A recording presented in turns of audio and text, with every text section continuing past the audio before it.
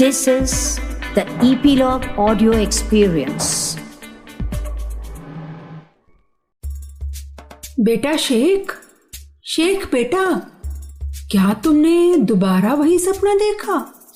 एक सुबह माँ ने चिंतित हो शेख चिल्ली से पूछा। तुम पूरी रात बेचैनी के साथ करवटें बदलते रहे। शेख चिल्ली ने मासूमियत से अपना सिर हिलाया और फिर अपनी बाहों को अम्मी के गले में डाल दिया। अम्मी ही तो उसका पूरा परिवार थी। चलो आज मैं तुम्हें हकीम जी के पास ले चलूंगी, अम्मी ने कहा। वो जरूर तुम्हारे इन खराब सपनों को खत्म करने का तरीका बता देंगे। हकीम जी ने बड़ी शांति से शेख चिल्ली की सपनों की कहानी को सुना।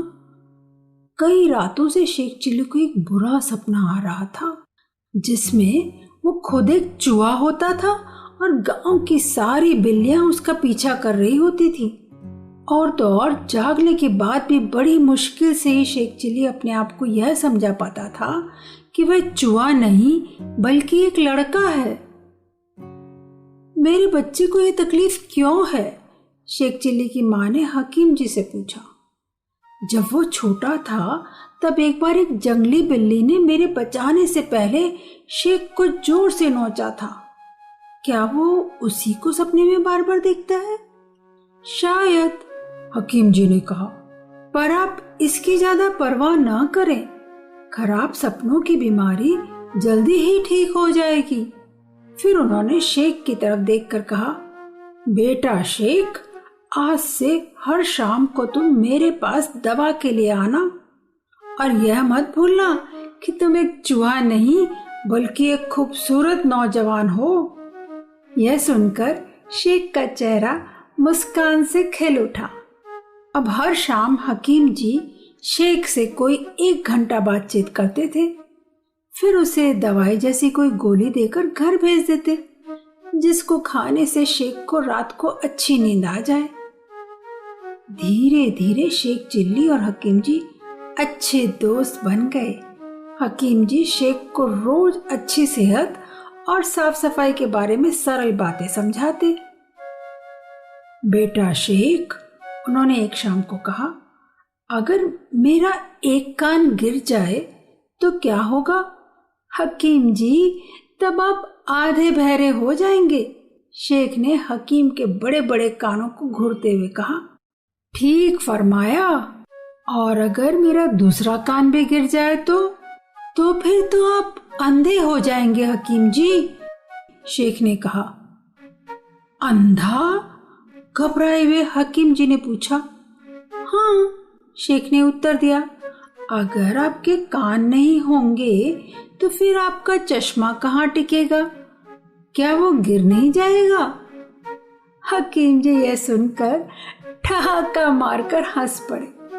तुम ठीक कहते हो शेख बेटा, इसके बारे में तो मैंने कभी सोचा ही नहीं था। धीरे धीरे शेख के खराब सपने बंद हो गए। एक दिन हकीम जी का एक पुराना दोस्त उनसे मिलने के लिए आया। हकीम जी ने शेख से बाजार से कुछ गर्म जलेबियां लाने के लिए कहा। वो बस निकल ही रहा था कि उसे कुछ फीट की दूरी पर एक बड़ी बिल्ली दिखाई दी। हकीम जी, मुझे बचाइए, शेख हकीम जी के पीछे छिपकर गिड़गिड़ाया। मेरे बेटे, अब तुम चूहा नहीं हो, क्या तुम्हें यह पता नहीं है?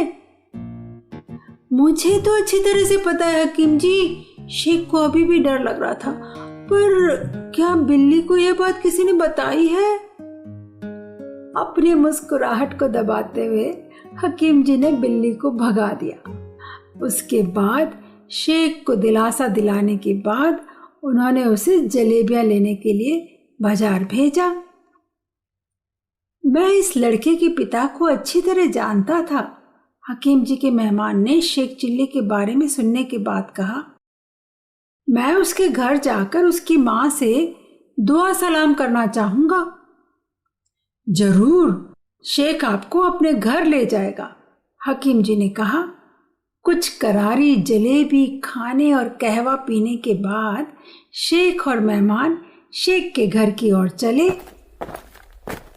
क्या यह सड़क सीधे तुम्हारे घर को जाती है? नहीं, शेख ने कहा। मेहमान को कुछ आश्चर्य हुआ। मुझे लगा यह जाती होगी। उन्होंने कहा, नहीं, यह सड़क मेरे घर नहीं जाती है। शेख ने कहा, फिर यह कहाँ जाती है? मेहमान ने पूछा। सड़क कहीं भी नहीं जाती है, शेख ने शांत भाव से उत्तर दिया। मेहमान ने उसकी ओर घूर कर देखा और पूछा, बेटा, इससे तुम्हारा क्या मतलब है? जनाब, शेख ने शांति से कहा, सड़क भला कैसे जा सकती है? उसके पैर थोड़े ही होते हैं।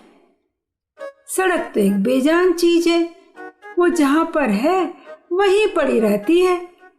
परंतु हम इस सड़क से मेरे घर तक जा सकते हैं। आपकी मेहमान नवाजी करके मुझे और अम्मी को बहुत खुशी होगी।